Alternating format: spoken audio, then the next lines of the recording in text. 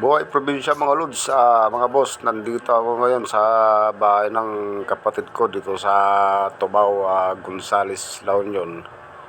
Napasyal ako rito bukas. Pupunta pa ako sa sementeryo para dalawin ko naman yung mga magulang ko na yumao na, saka yung kapatid kong bunso na lalaki.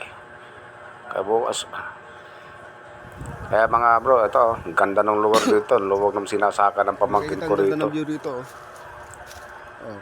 Tahimik ng lugar dito, maayos. Bukid to ng ano. Yan mga bro. Luto muna tayo ng ulam. Dala ko galing sa palengke. Sarap dito, maaliwalas at mahangin. Gusto dito. Mahangin. Ano, mahangin ang panahon dito. Dumating na yung pamangkin ko.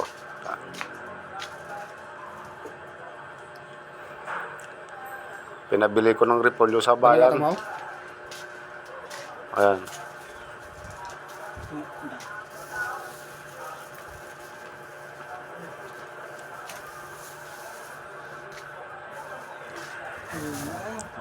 Ano? Tignan mo, sandaan yung binigay ko sa kanya, pero dalawa yung nabili niya. May sukli pa na ano. May sukli pa na 50 pesos yan. Dalawang repolyo. Yalo dun sa baboy na binili. Ito nalaka repolyo to. Di may isang abo di Manila. Luto-luto. 95.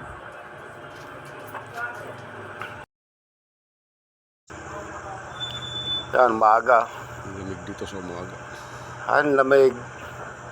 Kaya mamaya dadalawin ko yung ano, mga yumao namin kamag-anak. Yan, dati nilang bahay yan.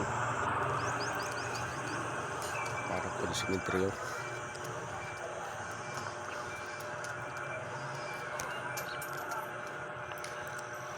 Kaya mga boss, pupunta ako sa sementeryo niyan, pero dadaan muna ako sa bayan.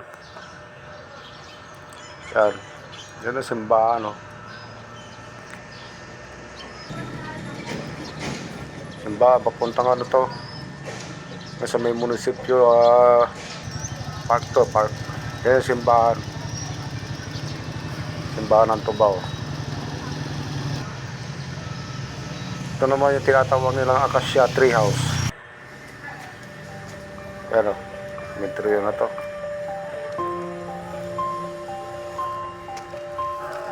Noong 2021, hindi ako nakauwi ng La Union dahil panahon ng pandemya. Kaya nung namatay yung nanay ko ng 2021, hindi ako nakauwi. Kaya ito, dinalaw ko sila. Lagi kasi sila dumadalaw sa panaginip ko eh. Kaya ako na lang dumalaw sa kanila.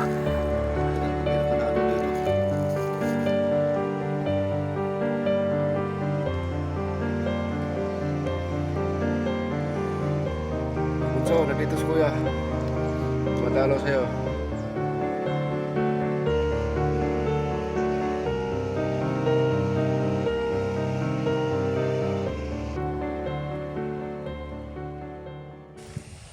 Lakad.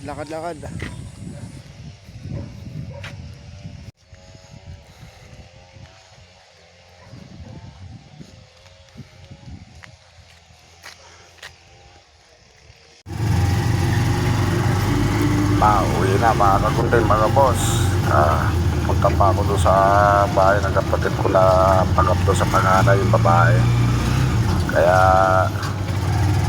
ano mga boss, susunod na lang. Salamat sa inyong panonood.